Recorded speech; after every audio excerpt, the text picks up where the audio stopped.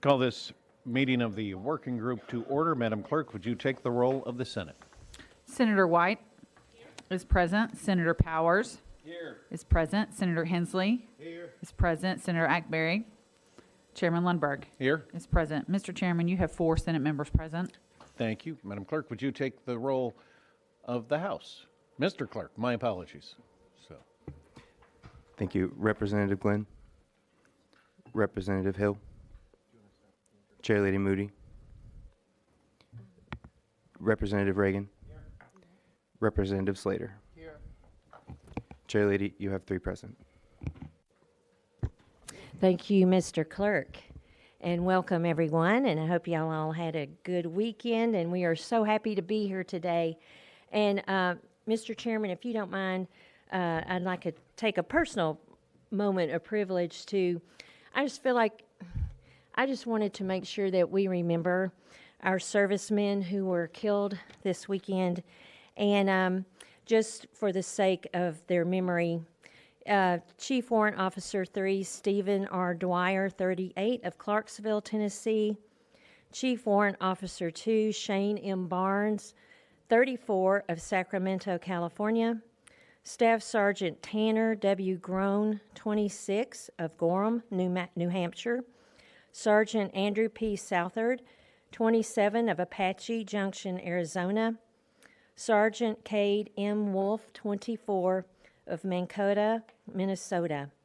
They were all part of the Army's 106th Special Operations Aviation Regiment based in Fort Campbell, Kentucky. So if we could take a moment, if you pray for them and their families, or at least offer a moment of silence in their honor and memory.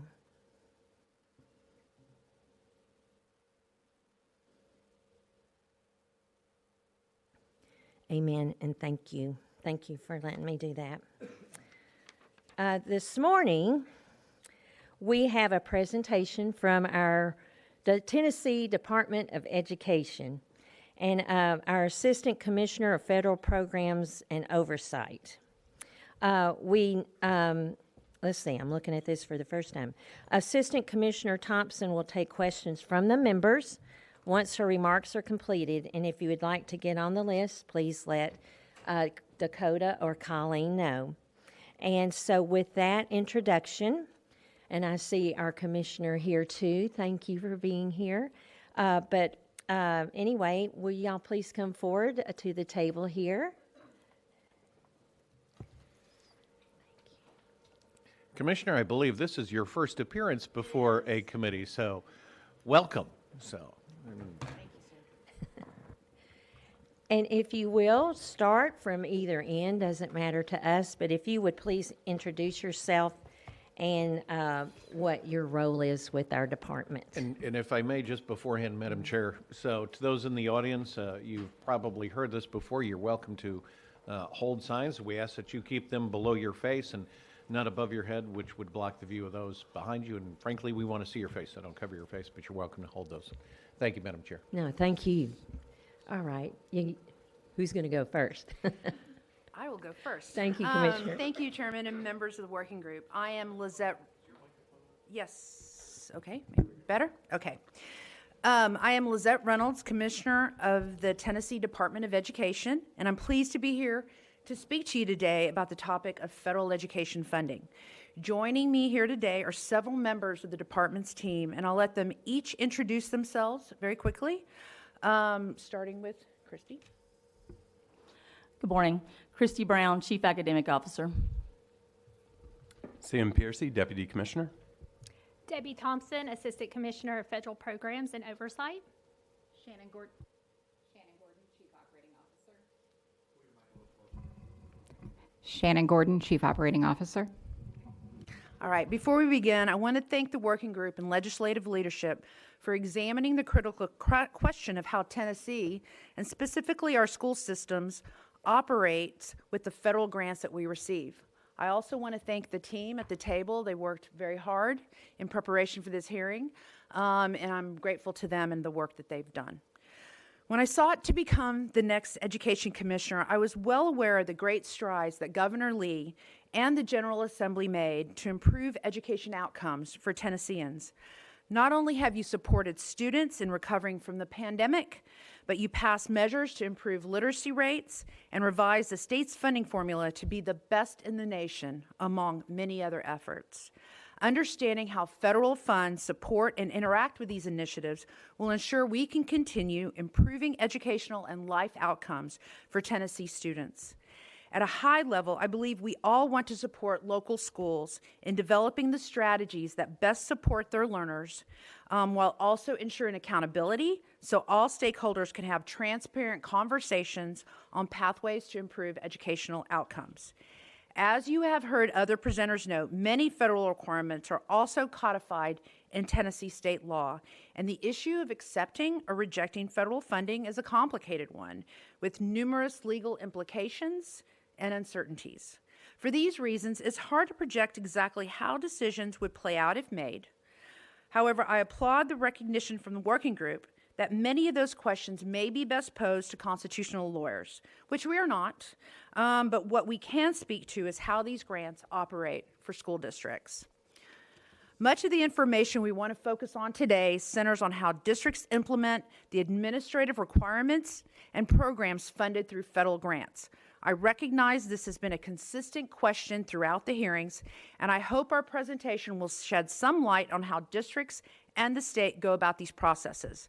As you will see, the department works to streamline as much of the administration functions as possible, aligning them to existing state processes and requirements to allow districts to maximize capacity dedicated to students.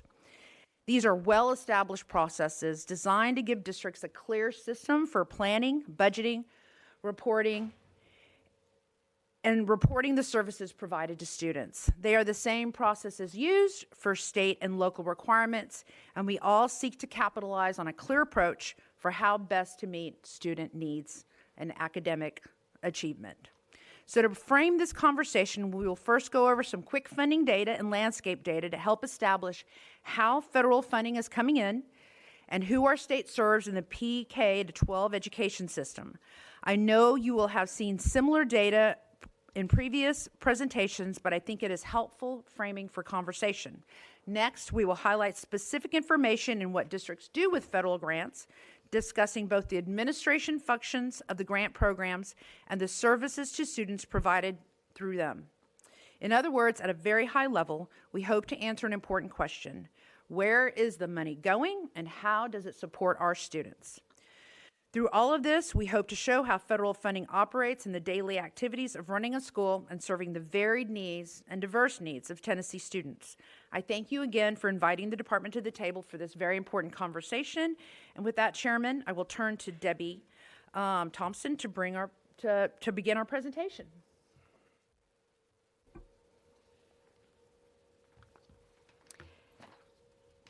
Thank you, Commissioner Reynolds. Good morning, esteemed members of this joint working group on federal education funding. Again, I'm Debbie Thompson, Assistant Commissioner of Federal Programs and Oversight at the Tennessee Department of Education.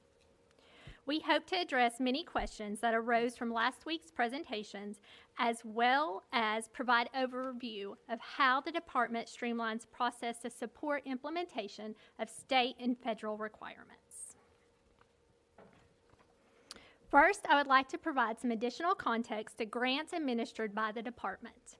In the presentations and testimonies you heard last week, several groups reported facts and figures about grants, grantees, and services provided through funding streams. Our overview aims to provide district-focused perspective on federal programs and their implementation across the state of Tennessee. In this presentation, we will refer to the 4 largest reoccurring federal grants flowed through to LEAs.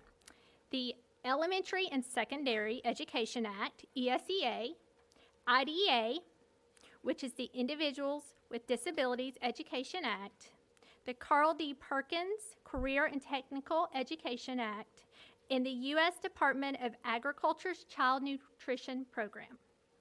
As shown in this chart, these 4 grants account for almost 10% of FY24 education budget in the state of Tennessee. Please note that we used FY23 meal reimbursement amounts to reflect a whole 24 budget, as those reimbursements are still being submitted by districts. The state contribution taken from the Senate appropriation bill reflects the $6.5 billion for the TISA funding formula. The local contribution requires the amount of $2.5 billion, which is the required local contribution, and an additional $2.3 billion beyond that required amount that local districts add into the figure. During last week's sessions, questions arose as well about the departmental breakdown of each of these reoccurring grants. The table shows the 3 U.S. Department of Education grants, as well as the total for the USDA Child Nutrition grants. For FY23, the U.S. Ed allocation is 62% of the total federal contribution shown here. It is important to note for the ESEA grants, we are referring to the funding amount in the grants for Title I, Title II, Title III, Title IV, Title V, and the McKinney-Vento Act. In regards to the amount for IDEA, we are including IDEA Part B, Section 611, 619, as well as IDEA Part C, which is administered by our sister agency, the Department of Intellectual Disabilities. The scope of federal education funding across our state is wide and diverse. It represents not only local education agencies, but also organizations and demographics that meet students' needs. All 148 local education agencies receive at least one federal grant. Out of the 1,900 public schools in the state, 1,200 of these schools implement a Title I program that supports economically disadvantaged children. In addition to LEAs, ESEA programs also support community-based organization with after-school programming. Examples are the Boys and Girls Club, as well as YMCAs. We have 215 non-public schools who opt in to ESEA Equitable Services.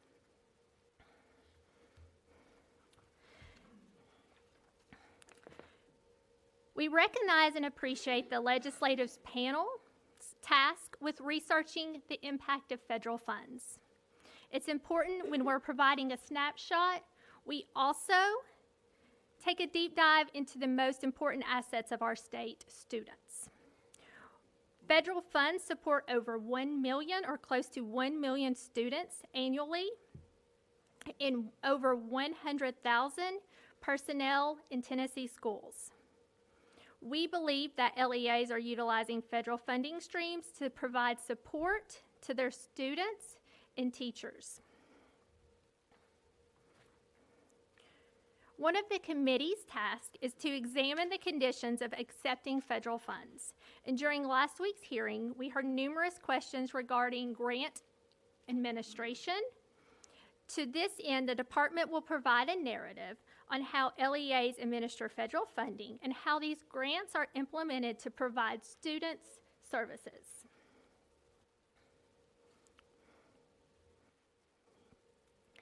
Planning, budgeting, and reporting encompass grant administrative best practices. And LEAs perform these practices through platforms provided by our agency. Where possible, the department streamlines interfaces to reduce duplicative requirements. Furthermore, these administrative practices are blueprints for LEAs to leverage federal funding streams to serve students and meet their needs. As mentioned in presentations last week, numerous state statutes and boards mirror the federal statutes of ESEA and IDEA. This allows LEAs to provide a strong foundation for evaluating effective services to students.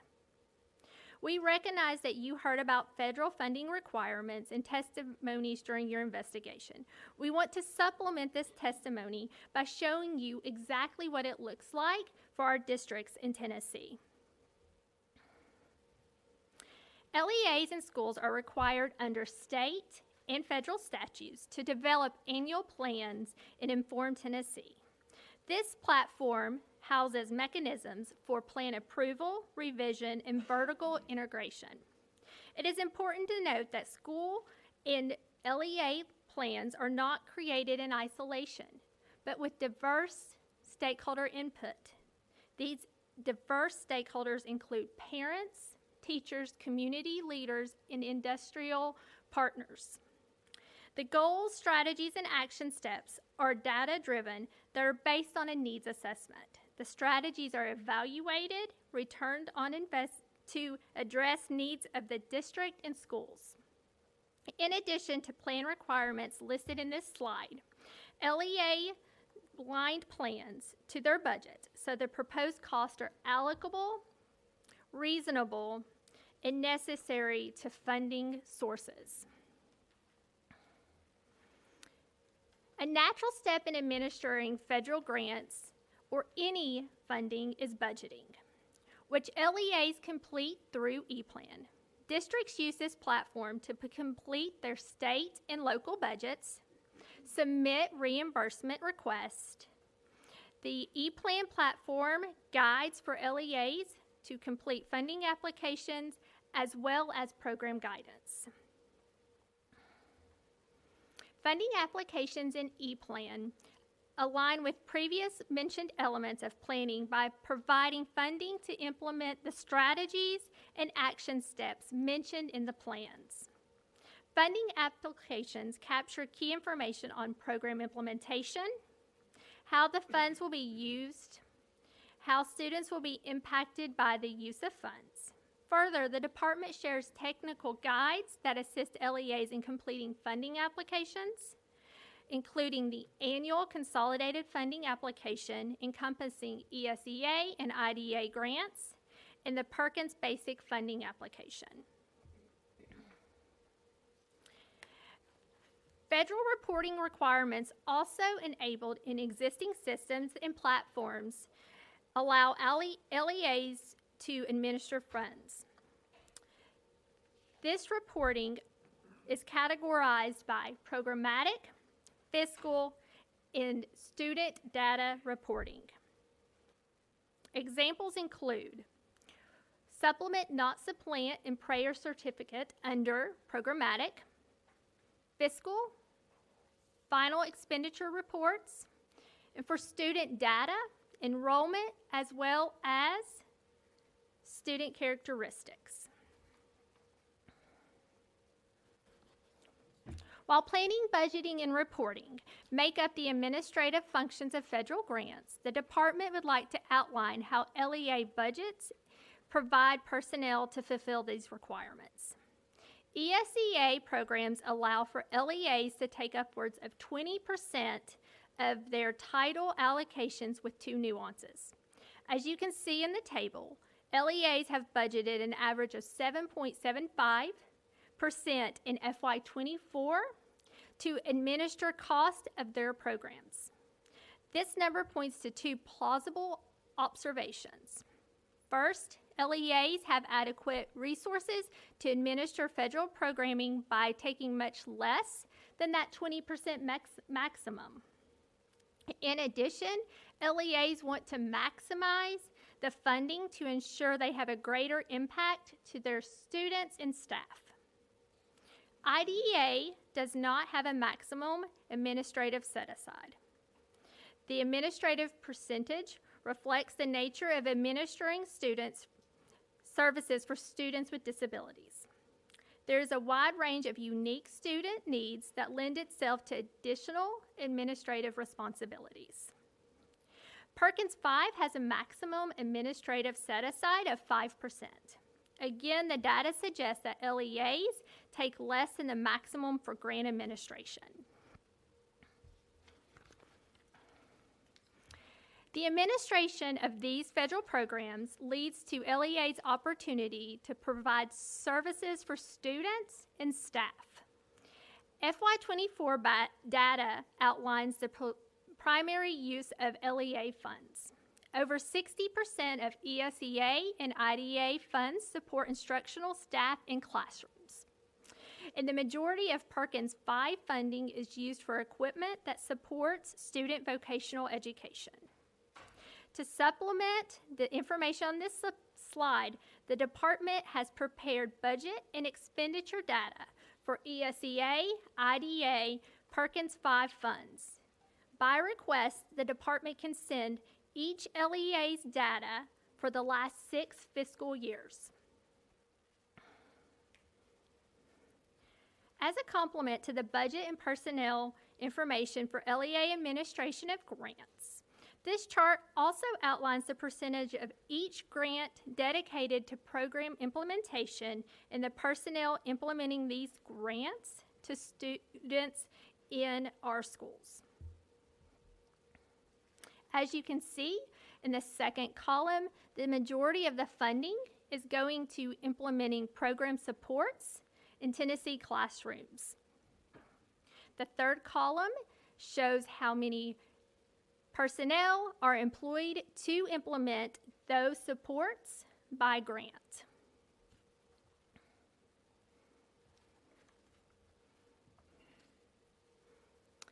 The department, in addition, provides LEAs with a centralized platform to house student-level plans for students with unique learning needs. Plans included in the platform are for individual education programs, or IEPs, individual learning plans for English learners, and individual learning plans for students with characteristics of dyslexia.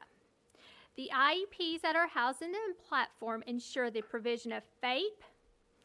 They identify student academic and behavior needs, ensure specialized instruction and related services to address expectations, ensure services are in the least restricted environment, and monitor student progress toward outcomes. In addition to platforms, the department provides ongoing technical assistance to support LEAs in schools in both the administration and programmatic implementation of federal grants. Examples include annual conferences, office hours, professional development, and technical assistance documents, including Q&As. On behalf of the department, I want to thank you for the opportunity to highlight the work of our agency as well as local education agencies to implement ESEA, IDEA, and Perkins grants. I'm now going to pass it over to Chief Operating Officer, Ms. Shannon Gordon, to discuss child nutrition.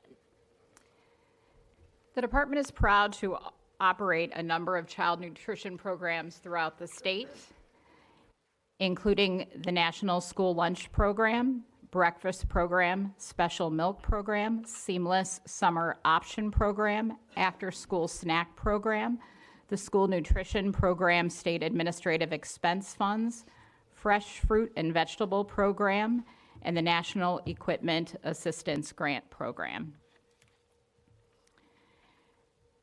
Last year, we served over 161 million meals across the state. 49 of our LEAs administer CEP programs. 27 of our LEAs administer CEP programs in eligible schools. And this January, mid-year election opens to school food program authorities. As of October 26th, the USDA lowered the eligibility for participating in CEP from 40% to 25%. LEAs will make a business decision about whether they can afford to have their district participate at that 25% level. Administrative functions at the LEA level include nutrition accounts being required to track and report separately from all other accounts, School nutrition funds are isolated from all other financial accounts at the LEA level. School food authorities receive reimbursement based on number of meals served. That is how local school food funding is generated. School nutrition programs must follow all nutrition safety guidelines, not unlike any restaurant you would eat at today for lunch. Other sources of support for school nutrition program include programs like the USDA Foods Commodity Program. We partner with the Department of Agriculture and the Department of Defense. The Department of Agriculture and the Defense Program will bring in an additional $51 million of support this year for our LEAs and school food programs, where that funding can be processed into products such as mozzarella cheese for pizza, chicken legs, chicken patties, or through the Department of Defense Fresh program, our schools can purchase fresh fruits and vegetables that can be served farm to table in our cafeterias. There was a lot of talk and testimony last week about food waste, and I wanted to make sure that you were aware of programs and services that our districts are doing every day to combat food waste. Programs include breakfast in the classroom to ensure that students are able to take their time eating their meals. We find that when breakfast is served in the classroom, students tend to consume more of that food and have longer time to consume that during the day. It greatly reduces the amount of waste. We are able to do offer versus serve, so students are given an opportunity to select which foods from the food service line they would like to take. Cafeterias offer share tables, so students who don't want a particular item that they had to take are able to put that item, as long as it is not opened, on a share table, and other students are able to take from that share table. It has also been shown that when schools are able to expand their lunchtime to 30 minutes, they're able to demonstrate reduced food waste. There are also strategies, including student taste panels and other things. Currently, the USDA does not collect data on food waste, but it is something that several districts are collecting data on as a way to save costs. At this time, we are happy to turn it back over to you and begin answering any questions you might have of all of us. Yes, excuse me, Senator White. Thank you, Chair Lady Moody. If we decide to do this, do you think that we're going to have to give up everything in funding, or can we pick and choose what we want to take funding for and not take funding for? Go ahead. Yes, ma'am. I believe this question was posed in some of the other hearings as well, and kind of referenced as the cafeteria style approach. And to be honest with you, that's still a little bit up in the air. It's hard to predict. I would assume that most of the grant funds that are bundled together under like ESEA, for example, are probably going to maintain bundled together. And part of that is because of the funding formula that ties them together. So our other titles stem from how Title I is calculated. So if we don't necessarily take Title I, that's going to create some additional questions about how those others might work. But in general, ma'am, that's a tough question to answer because we just don't know what the federal government would do. Yes, go ahead. So you said some of these are bundled together. So what would be the least we would not, the least money that we would leave on the table if we didn't take the grants, or what would, we've all said 1.3 billion, 1.8 billion, somewhere roughly there. But what would be the least amount that we could reject, even if there's bundled grants? I think I would probably direct back to one of the early slides in the set that showed the totals for each of the major grants. And it would be my projection that those would be the kind of bundled totals under each of those. So if you were to reject, will you go to the next slide? ESEA, that is the potential risk of total associated with all ESEA grants.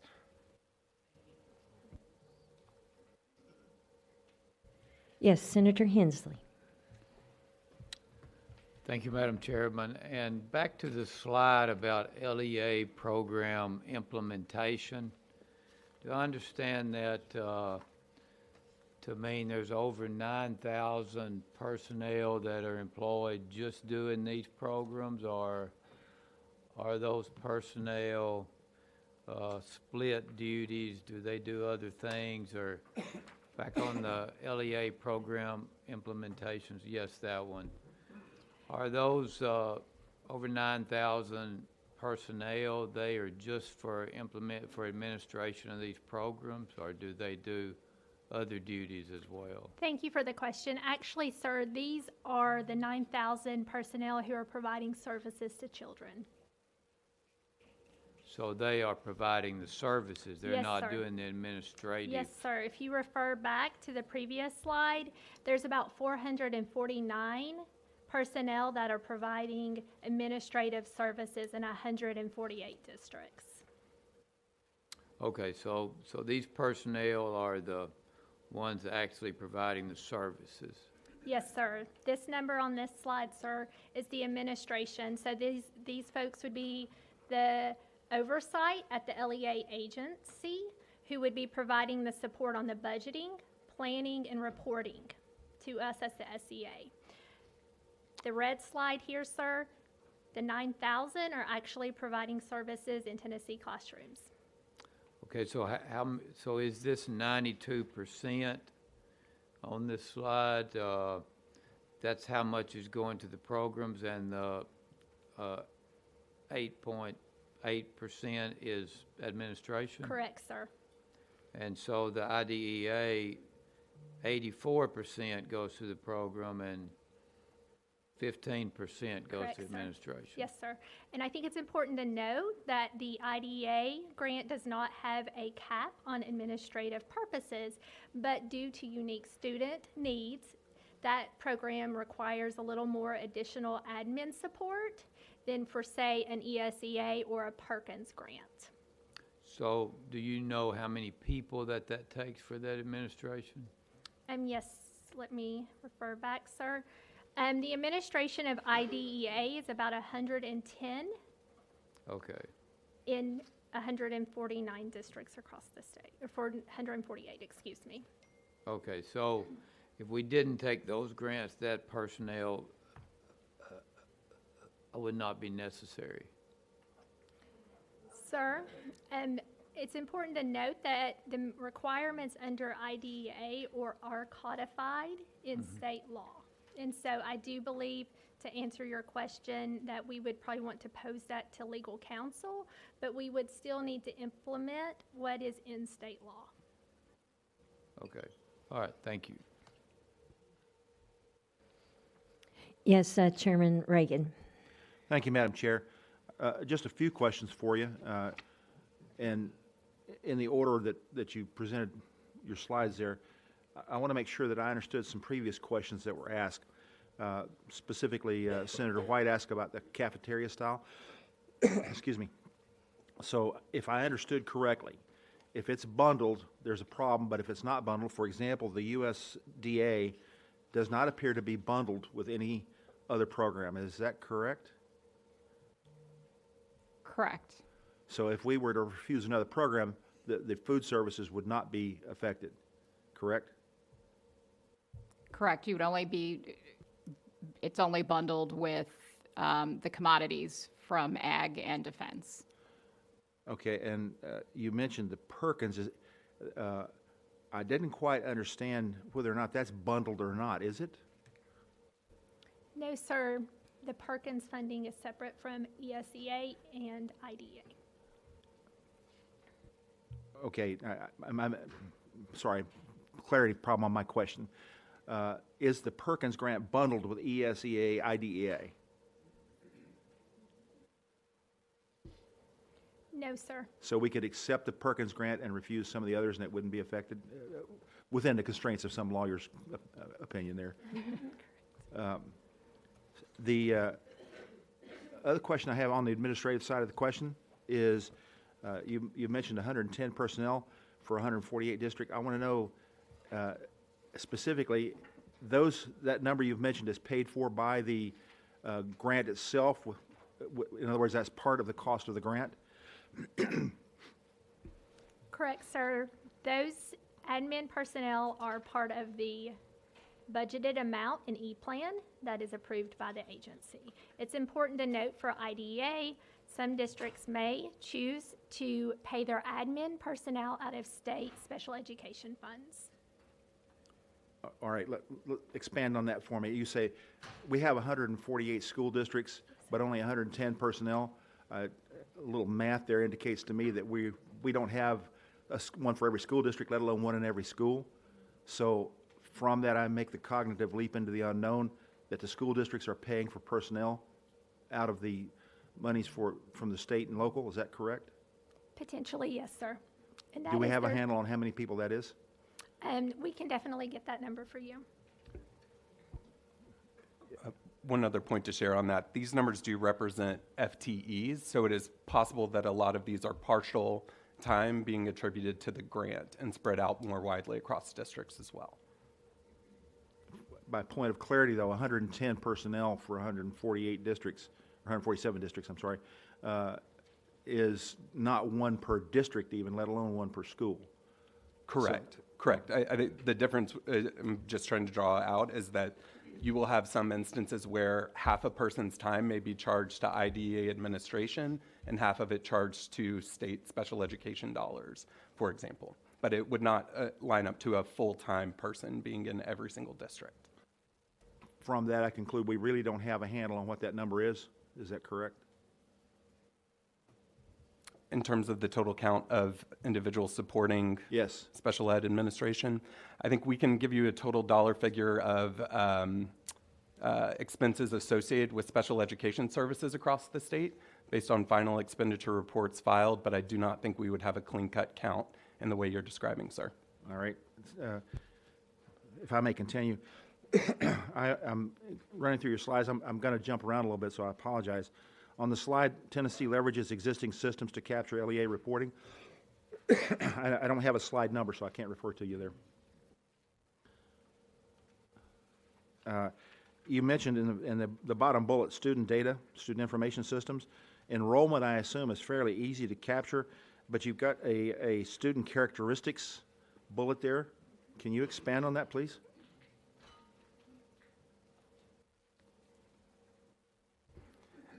Yes, sir. The student characteristics align to many of the ones that you'll be familiar with. So economically disadvantaged flags, special education flags related to the services provided in an individual education program, our English learner flags, and things like that.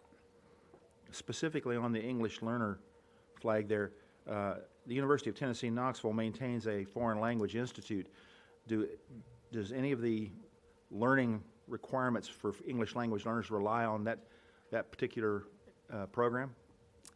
I am not aware of that. I'd be happy to look into it in more detail for you, sir. That would be important in terms of funding because we fund that separately. If it is in fact being used in our secondary school systems, we need to know that. There are no other characteristics, though, that you've mentioned beyond that. For example, you don't break that down into urban versus rural or any kind of other characteristic. So we do have all of that data on all of our schools. In terms of what is captured here, this is about what districts submit through their local student information systems to us as a state. So aggregated data is what I'm talking about here. If we talk about the expenses that are being put forward here, dollars, do we have any indication with current data as it's currently analyzed with how that breaks out? Do we know, for example, do rural school districts require more or less? Federal funding, sir? Yes. Well, no, not just federal funding. We're talking about here, I'm talking about student characteristics to which the federal funding is directed. Yes, sir. We can absolutely analyze the data cuts any way that would be useful. And we often do split those out, looking at impacts on different types of areas, rural, urban, suburban, and most notably about kind of concentrations of student characteristics in various districts. All right, skipping forward to some slides, you have serving students there. In the TN Pulse bullet there, the fifth bullet down, monitor student progress towards outcomes. Please expand on the outcomes we're talking about and what changes, what's a satisfactory progress towards the outcome? Those would all be uniquely defined in each student's individual education plan. So as you can imagine, there will be student objectives and goals that will differ for every student based on where they are and the services they need to reach those. So we have annual IEP meetings that are held. That's required in law, but every IEP is also monitored along the way. But the specific outcomes would differ for each student. Okay, perhaps, again, I failed to communicate properly my question. Perhaps a better way to look at this maybe is percentage progress towards achieving the goal. If you have goals set, which this implies for their outcome, and they achieve 100% of that progress, that's one thing, but if they only achieve 20%, that's another, so that is an effective measure of how the dollars are being used properly. So do you have that information, that kind of information? I do not with me, sir. You track it? There are updates put into every student's IEP about their progress toward their goals. Yes, sir. Well, again, I'm less interested on the individual level because we allocate money across the system. So what issue is there any percentage? I don't have that information, sir. All right, skipping forward slides then again, recurring grant amounts.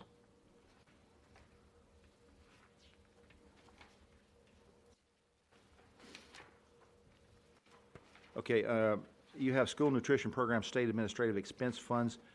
Can you expand on that, please?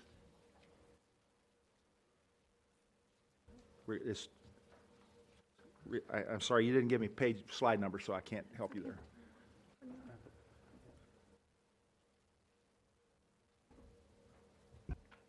That one.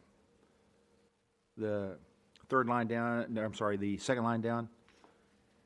School nutrition program state administrative expense funds. Yes, sir. Okay, from what you have labeled here, am I to assume that the number you have out there in the far column is from the Tennessee budget amounts as opposed to federal administration kinds of things?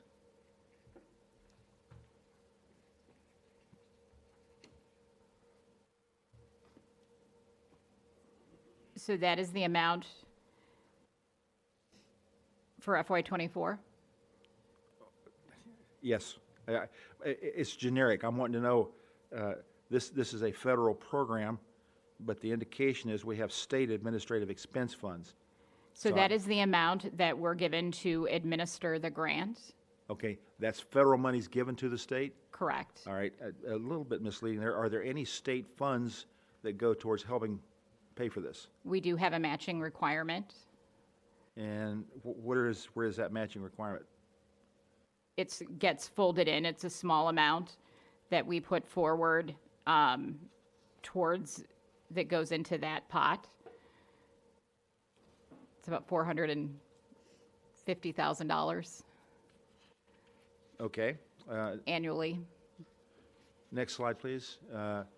On your child nutrition by the numbers. A quick question that comes to mind here is, of these that are served, comments you made led me to question whether or not we have local dollars that are folded into this, local as in the, not the state, but the local LEA, the local funding agency. Is that true? Generally, a local would not have to be adding additional dollars if they are running a cost-effective program. So you generally would not be contributing local funds if you're running your school nutrition program like an effective business. If you are running in the negative, you would end up having to contribute local funds to cover. So if you chose to serve additional children who could not pay for meals, if you chose locally to serve all of your children, whether they could pay or not, you could be contributing local dollars Okay, thanks to for that expand your clarity. services. And again, on the next slide, again, for a point of clarity, down at the bottom bullet there, one of your comments was talking about USDA as a source, but also DOD. Again, the question that was asked earlier about cafeteria style, I assume, and perhaps incorrectly, you can straighten me out here, that the DOD is additive, or is it bundled with the USDA? It is additive. So that refusing one would not affect the other? Although, We would again, not, if we refused one, we would not qualify for the other. okay, that was the question. All right, I have some very poignant questions, I think, on the next slide, which I've asked before. In particular, in your colored version there, 31% is an indication of food that went uneaten, i.e. it would qualify as waste, am I correct? Yes. And that is from a statistic from the USDA. All right, so from that percentage to the dollars, what is that? That is a national statistic. That is not a Tennessee statistic. Do we have a Tennessee statistic? We do not.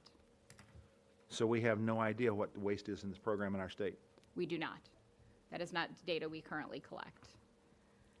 So that if in fact 31% nationally is a good indication, then we are in fact losing a lot of dollars there.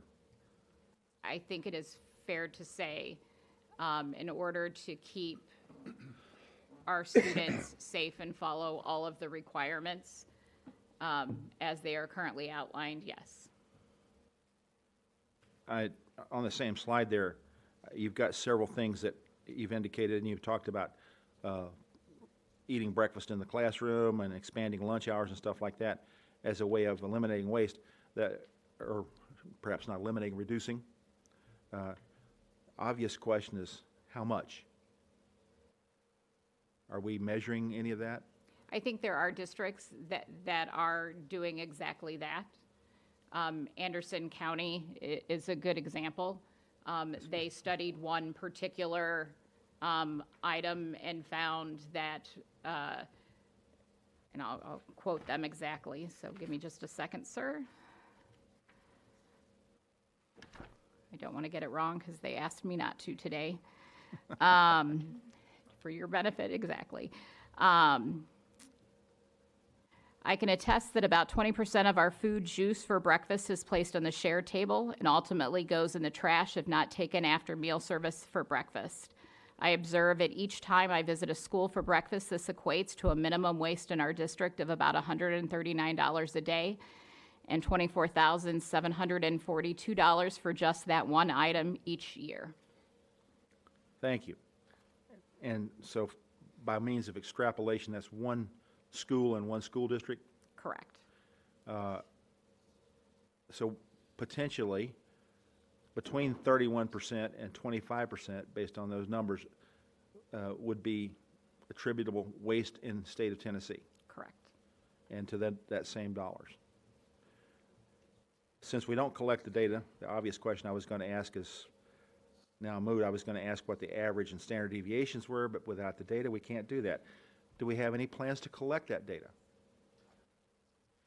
I think that an outcome of this conversation would be an excellent opportunity for us to explore that. All right. Again, I want to go back in your slide deck to the, in a related question to our English language learners. Do we have measures of how effective our program is in terms of getting those English language learner students to the point where they can participate fully in the education program that we offer as English language users?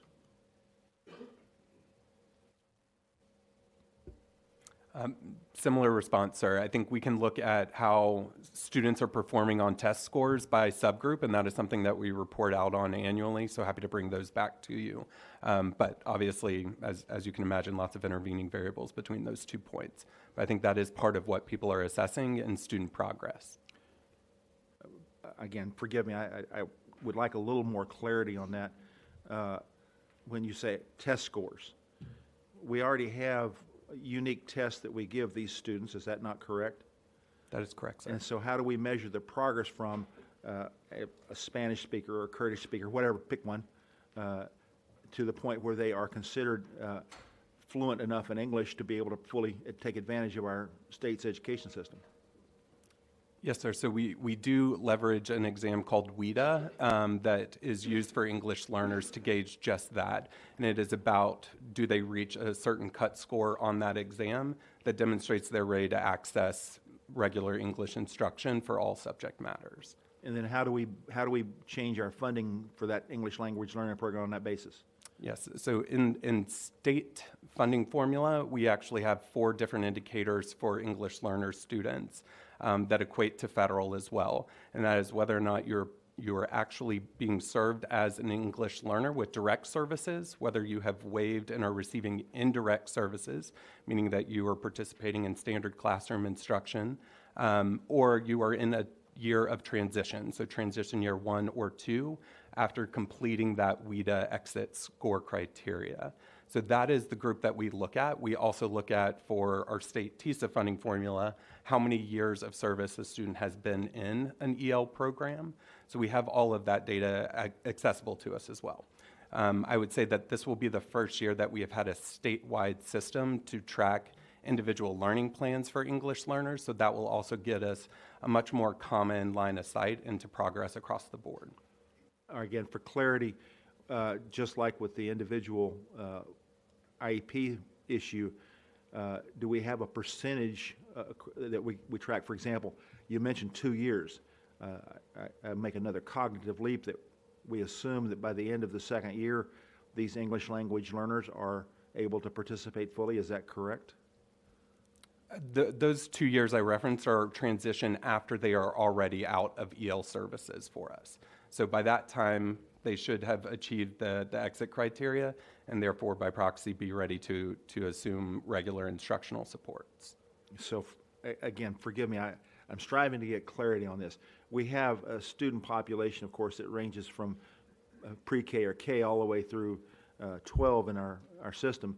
So at what point, I'm asking basically if you start with a student, let's say at the 3rd grade level, how long does that take versus a student at, say, the 8th grade level or maybe even the 11th grade level?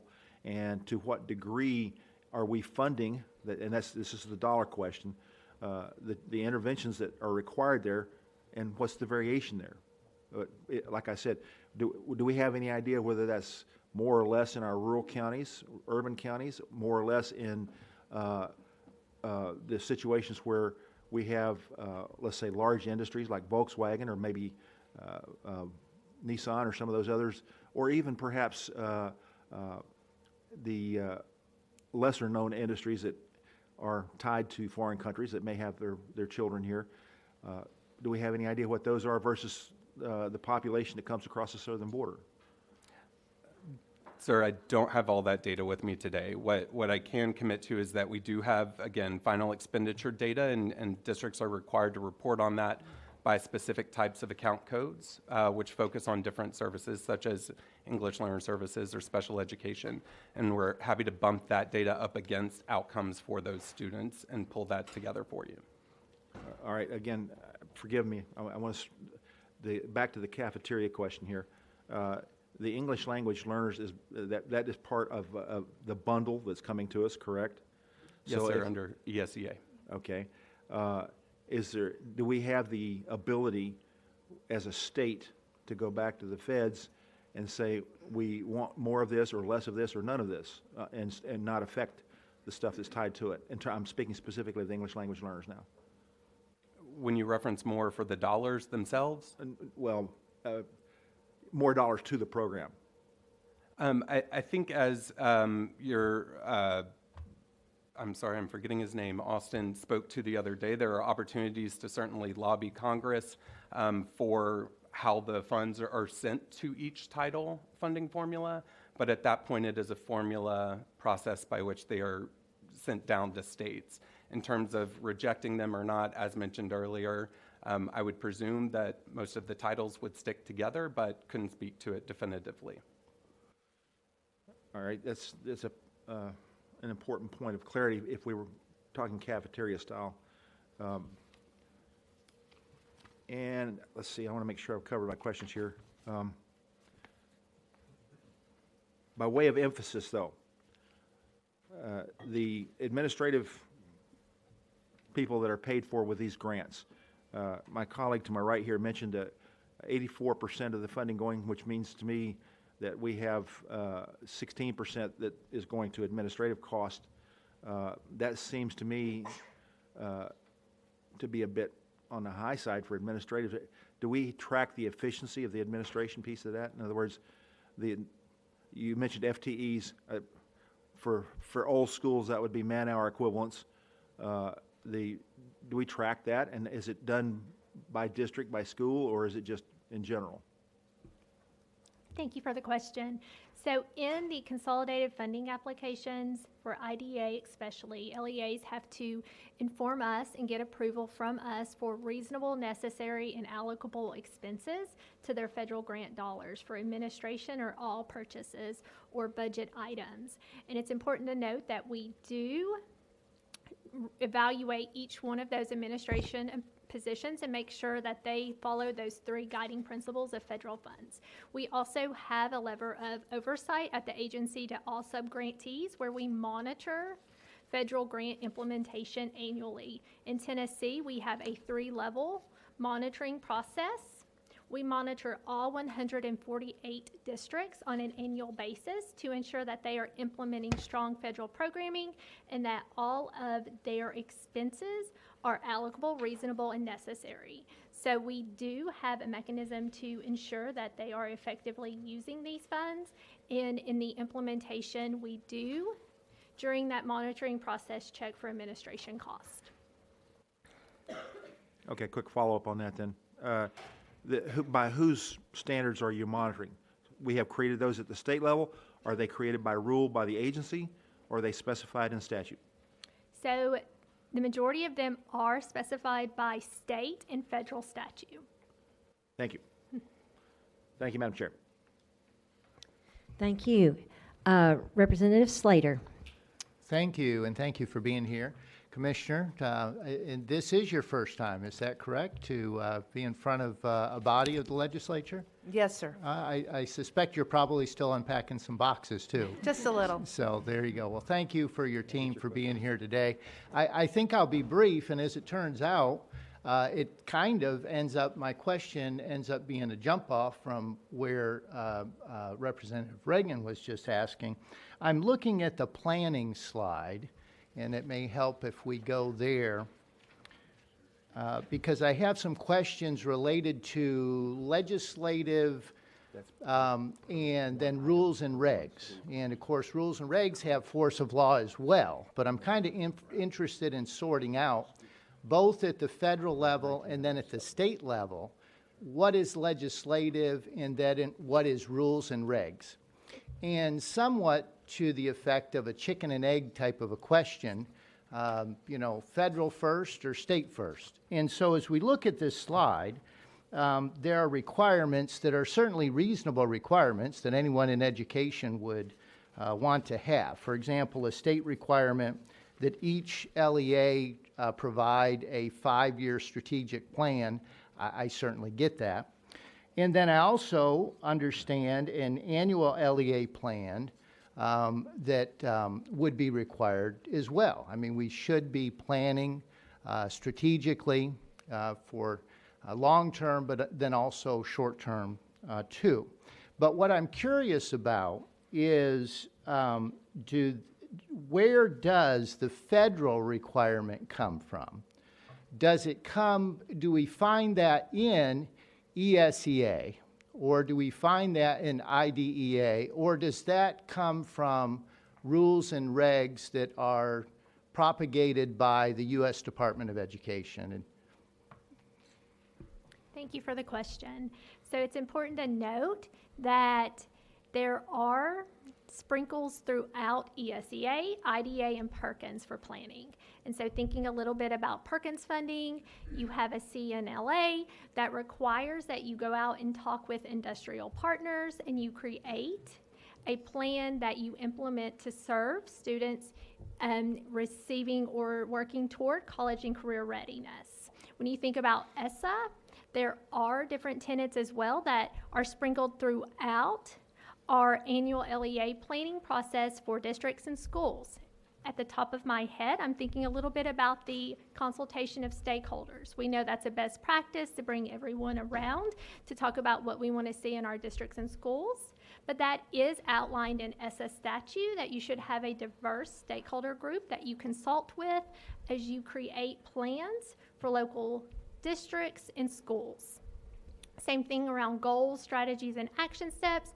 Those are in state requirements, but we know if you are using federal funds to implement different initiatives, it's very important that you take time to create those plans, action steps, and goals. And when you think a little bit about IDEA, there are planning requirements of how you implement services to students, and we see those in our district and LEA plans as well. So as a state agency, we have worked to ensure that we align, as mentioned in statute, as well as in code, planning requirements. And so districts have a comprehensive planning platform instead of doing multiple different plans. So I don't want to read into your statement, so I want to make sure that so it sounded to me like legislatively, and it was mentioned earlier that we have codified in Tennessee to be consistent with ESSA, IDEA.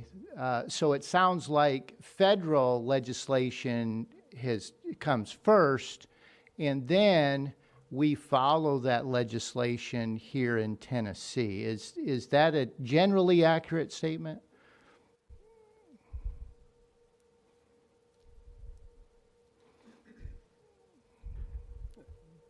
That's a tough one to answer, mostly because of the chicken egg question you posed first. I believe there are probably some examples where Tennessee actually led the way before reauthorization of the ESEA, and other places where we have certainly codified updates to language to mirror what is in IDEA.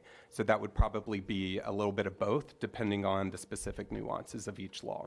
And remind me, as far as reauthorization, we started with ESEA, and then the reauthorization was ESSA.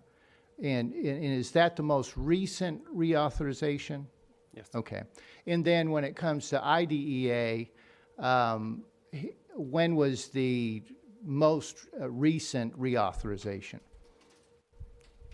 I'm not sure on that. 2004. 2004. Okay. All right. So it's been a little bit. When we heard from the Sycamore Institute the other day, and I think you referred to their testimony just a minute ago, that one of our options would be to lobby Congress. They also, one of the takeaways that I got from Sycamore Institute was that there is often in rules and regulations differences depending upon the federal administration. So is that a true statement? I'm seeing some shakes of the head. Does that change?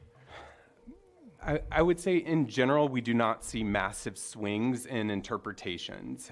Every now and then it comes up. I mean, I think that one of those things is currently under litigation, so I will defer questions on that with USDA and Title IX issues to the AG's office. But in general, I would not say that we have seen massive swings in practice, administration to administration, at least in the time I've been at the department. Okay.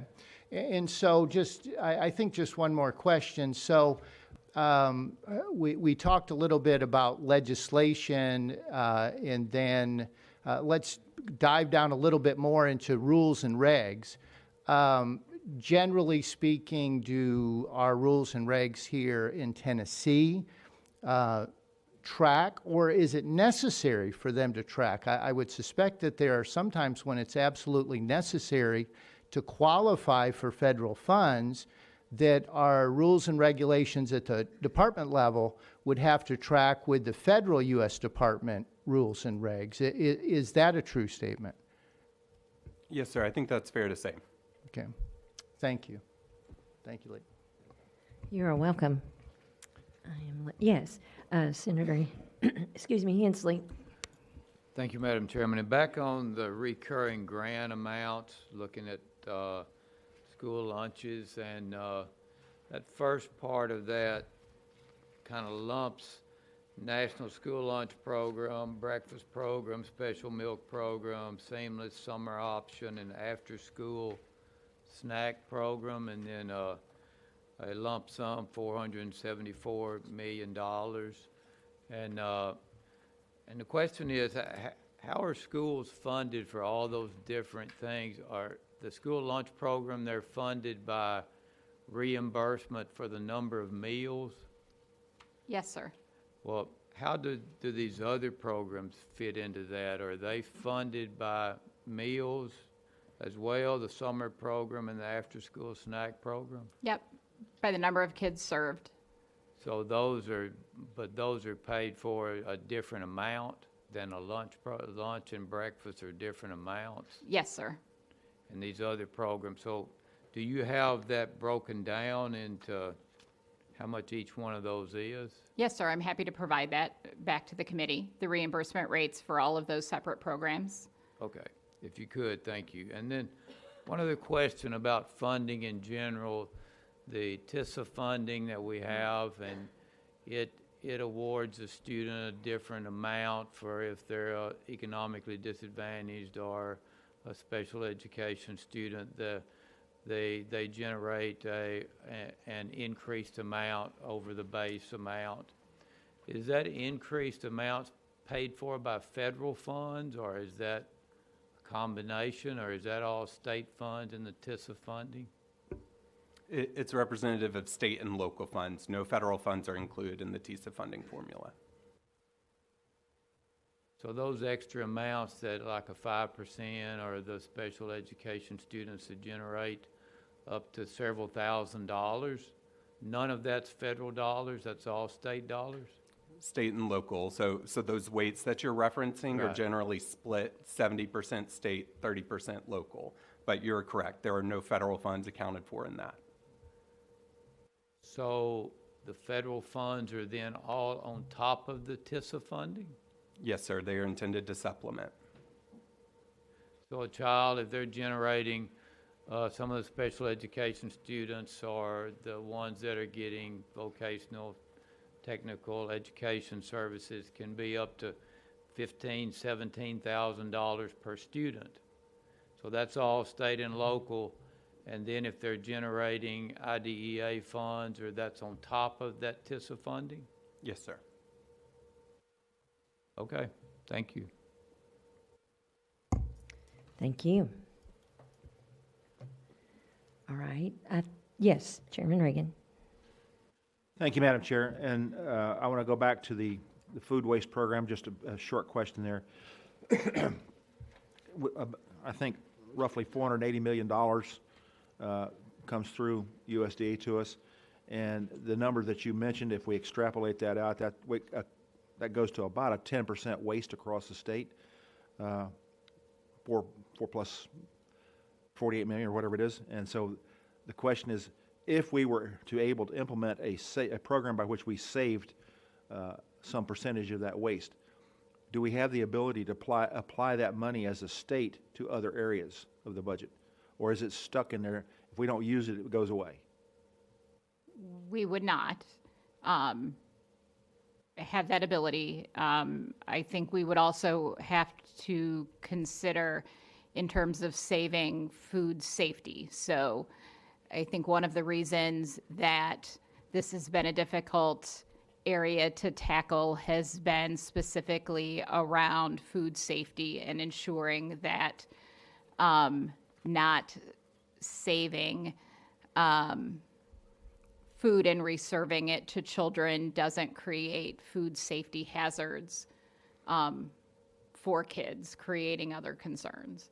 And so I think it is an important issue for us to tackle and address very collaboratively, and one we need to address to create savings, but savings that are generated would go back into the program. Do you need state legislation to direct you to do that? I don't believe we need state legislation to do that. Do I think we may need to work on waiver authority with USDA to give us greater flexibility to do that? Yes. Well, rather than reserving food, I mean, process efficiency would dictate that you don't put food out if you have indicators based on data that it doesn't get used. So the saving is not recycling or reserving, but not putting it out if it's not being used. And so without data, we can't make a decision on what to do. And oh, by the way, the USDA does set the nutritional guidelines that have to be met. Is that not correct? Correct, but districts are not going to get reimbursed if they don't serve the food. So it becomes a bit of a catch-22. So they're not going to generate funding to get reimbursed for the food if they don't serve it.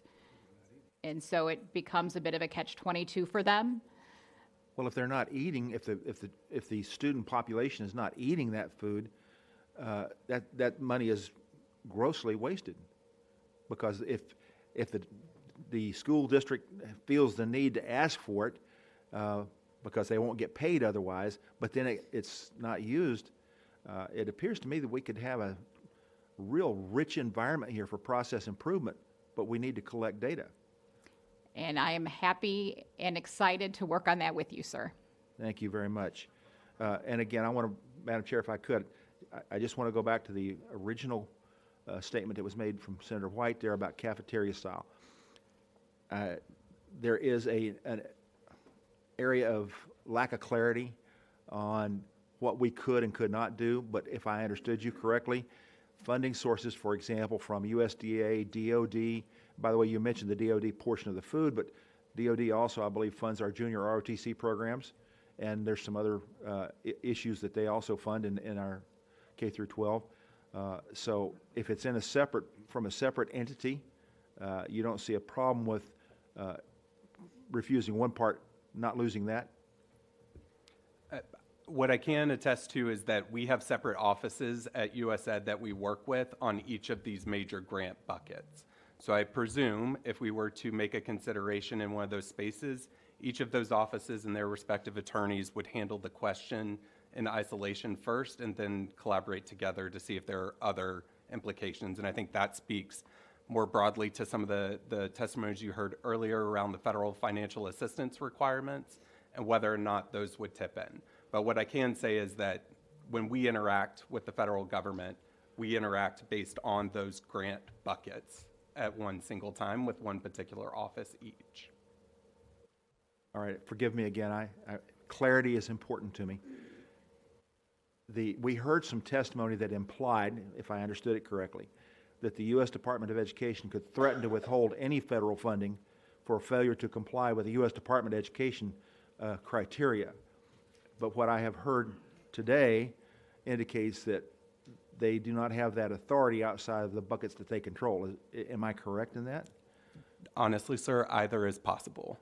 I cannot speak to what they would do or not do in that situation. So we're left with lack of clarity. Okay, Yes, thank sir. you. One last question. As our chairman indicated previously, we're looking at the K through 12 space, but in our K through 12 space, we have something called Middle College and a couple of other programs that could potentially be affected. Do you see any issues that would affect us as a state because of those types of programs, which I would indicate is paid for by the state, not any federal dollars? So are there any issues because we have a college program in K through 12 that would come down through the Department of Education aimed at colleges but hit K through 12? I'm sorry, sir, I won't be able to speak to that in great expertise or detail since those funds, if higher ed is receiving funds from the federal government, they would be the best ones to speak to the stipulations and requirements attached, even if those funds are being spent on K-12 students. Again, lack of clarity. Thank you.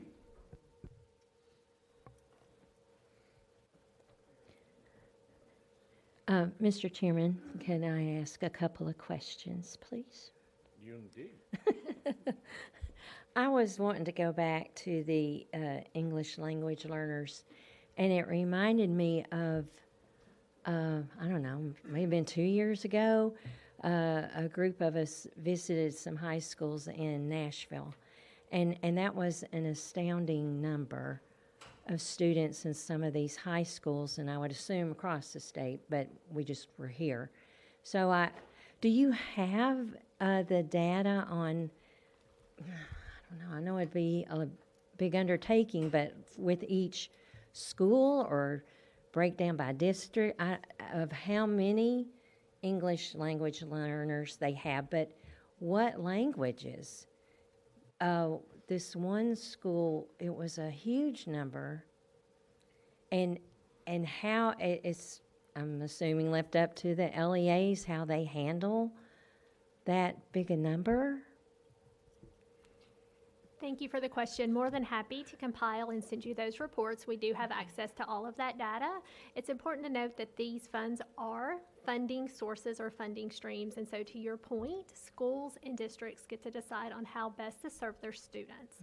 And so they do have some individual planning opportunities there to ensure that they're meeting the needs of their students and in the languages and such and reinforcing that. But we can gather that data and we'll provide it to you. Thank you. If you'd give that to the committee. I guess one thing I know with technology, you know, it's a curse and a gift sometimes, but do you have any sense of how they are meeting those needs? Is it, I know, you know, a lot of businesses and things have apps, but that requires having a phone. If they have Zoom class, I don't know. Do you have any idea of what? Great question. So again, school districts and schools have authority to decide how they serve their children and what's best for them. And so we do, during our monitoring process, go out into Tennessee schools and districts and ensure that we're able to observe instruction. We do promote and do feel like face-to-face interaction and instruction is always the best strategy. But there are teacher shortages that we all are aware of, and so often we do allow for waivers or opportunities for districts to use Zoom or creative scheduling. But we do believe that face-to-face instruction, of course, is the best method to serve all children. Okay, thank you. And going back to, I believe it was under the school lunch, the Anderson County report. I think some of the members are indicating, could you send that report to our committee too, Yeah, for us to you bet. look at again? That was interesting. Absolutely. And, okay. I think that was it for me, but I see Chairman Reagan has one more for you. Chairman Reagan. Thank you, Madam Chair. I just want a point of clarity before the email blows up. When I was asking about not serving items that were not eaten, I was not talking about not serving food to children, but rather serving things which they would eat versus which they don't eat. So Yes, I sir. hope that will cut down some of that extraneous email. Thank you. Yes, Chairman Lindberg. Thank you, Madam Chair. I have one question. It was part of today's discussion, but also part of, I believe, last week's. And that was when a change is occurring between whether it's state and the federal government, and we want to change how we do one program. Some people talked about a window for that change to occur or a submitting. Is there a window if we want to change any program for that to occur, or do we submit the, hey, we request for the waiver? Thank you for the question. So in an implementation space, of course, we would want any changes to be applied for with the federal government before the start of a school year, because it is, causes disruption in a school year if you change mid-year. But if there is something that you would ask to request a waiver from the U.S. Department of Education, you can submit that waiver at any time. It takes about 120 days for them to review the waiver. And then if they ask for revisions or corrections to that waiver, it's about a 60-day window for you to make those corrections and resubmit. Yes, Senator Hensley. Thank you, Madam Chairman. And I just wanted one further clarification about funding in general. back to one of the very first slides, looking at local dollars and state dollars and federal dollars. The TISA funding formula is all in the state and local dollars, correct? So each student is generating so much money, a base amount, and then if they have other additives to that, that's all state and local. And then if they're generating any federal dollars, that's added to that amount of money. So in the voucher formula now, in the 3 counties that are receiving vouchers, are they receiving any federal dollars for those students when they receive a voucher for their education? No, sir. The voucher is representative of the state and local dollars. So any child that receives a voucher to use it at a private school or some other school, those students we're not spending any federal dollars on any of those voucher students.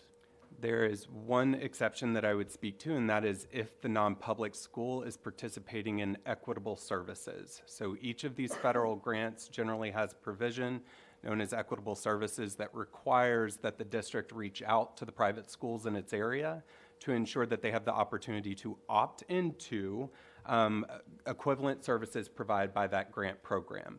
So each school has the opportunity to make that decision about whether or not they will leverage a partnership with the district to use federal funds in support of the private school students. But they would have to have a situation where they would be receiving federal dollars and a voucher, and their other students in a private school do not qualify for any federal dollars now? That's correct. So the voucher students would be different than any of their students in a private school now? If the school opts into equitable services, it provides those services for any kids in their school that meet that criteria.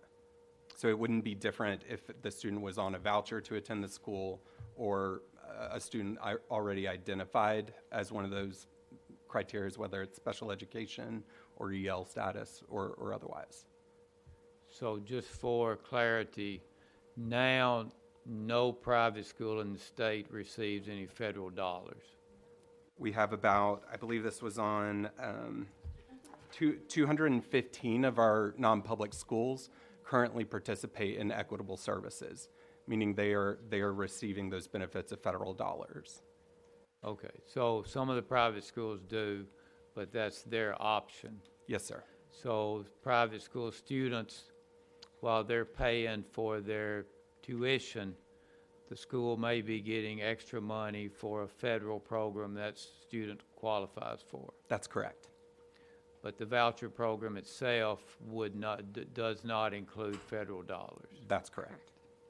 Okay, but the federal money, the 1.2 billion, and we've heard different amounts up to 1.8 billion, 2 billion. You have 1.2, which is about $1.3 billion. So according to the state, that's how much we receive in federal dollars, 1.3 billion. Yes, sir. I believe a lot of the other numbers probably include some of the one-time relief funds over time and some of those other pieces. That 1.3 only reflects those 4 major programs discussed today. Okay, so in general, of the 13 billion, 1.3 billion is federal dollars. Yes, sir. Split into those different programs. Yes, sir. Okay, thank you. Thank you, Mr. Chairman. You're welcome. All right, are we all questioned out? Okay, all right. Well, I want to thank you all very much, each one of you, for being here and for taking the questions and being clear and transparent. You'll get back with us on the ones you don't know and the reports and material we've asked for. I do appreciate your time and coming before us this morning. So please enjoy the rest of your day. But thank you. And members, let's see. I know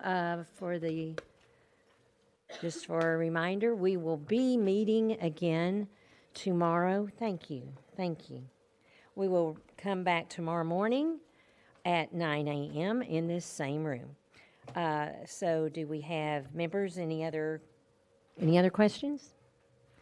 All right, seeing none, we will be in recess until tomorrow. Thank you.